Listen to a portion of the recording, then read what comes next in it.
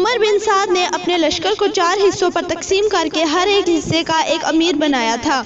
ان میں سے ایک حصے کا امیر حر بن یزید تھا، جو سب سے پہلے 1000 کا لشکر لے کر مقابلے کے لیے بھیجا گیا تھا اور حضرت حسین رضی اللہ تعالیٰ عنہ کے ساتھ ساتھ چل رہا تھا۔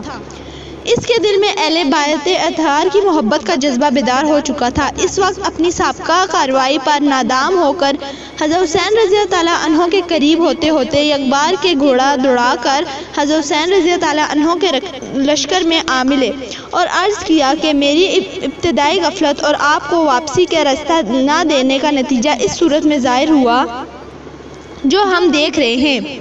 واللہ مجھے یہ اندازہ نہ تھا کہ یہ لوگ آپ کے خلاف اس حد تک پہنچ جائیں گے اور آپ کی کوئی بات نہ مانیں گے۔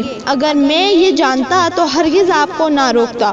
میں اب تائب ہو کر آیا ہوں، اس لیے آپ میری سزا اور توبہ یہی ہے کہ میں بھی آپ کے ساتھ قتال کرتا ہوا جان دے دوں، اور ایسا ہی ہوا۔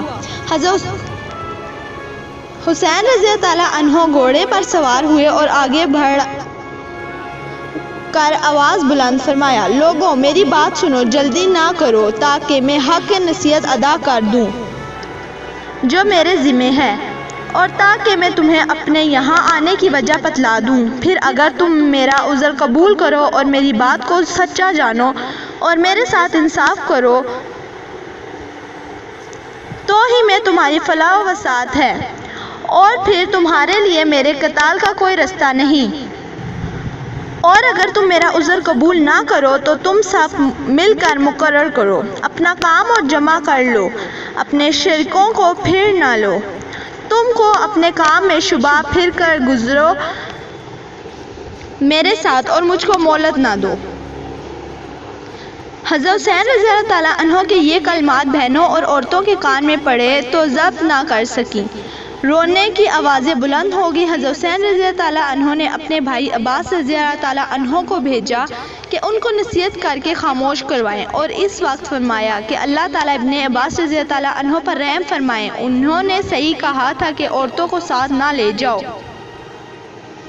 حضرت حسین رضی اللہ تعالیٰ عنہ جب دشمن کی فوج کو مخاطب کر کے متوجہ کر چکے اور عورتوں کو خاموش کرا دیا تو ایک درد انگیز نصیحت امیز بلغ و بے نظیر خطبہ دیا۔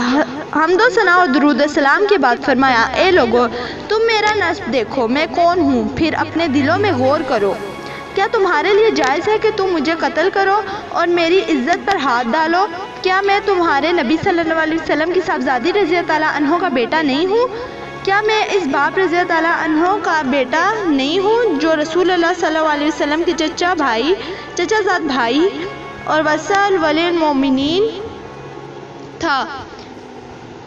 کیا سید الشہید حمزہ میرے باپ کے چچا نہیں تھے؟ کیا جعفر تیار میری چچا نہیں تھے؟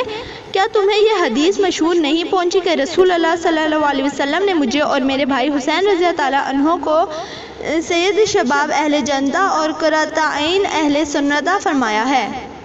اگر تم میری بات کی تصدیق کرتے ہو، اور واللہ میرے بات بالکل حق ہے، میں نے عمر بھر کبھی جھوٹ نہیں بولا جب سے مجھے یہ معلوم ہوا کہ اس سے اللہ تعالیٰ ناراض ہوتا ہے، اور اگر تمہیں میری بات کا یقین نہیں تو تمہارے اندر ایسے لوگ موجود ہیں جن سے اس کی تصدیق ہو سکتی ہے۔ پوچھو، جابر بن عبداللہ سے دریافت کرو، عبدالسید یا سہیل بن سعد سے معلوم کرو، زید بن ارقم یا انس سے، وہ تمہیں بتلائیں گے کہ بے شک یہ بات انہوں نے رسول اللہ صلی اللہ علیہ وسلم سے سنی ہے۔ کیا یہ چیزیں تمہارے لیے میرا خون بہانے سے روکنے کو کافی نہیں؟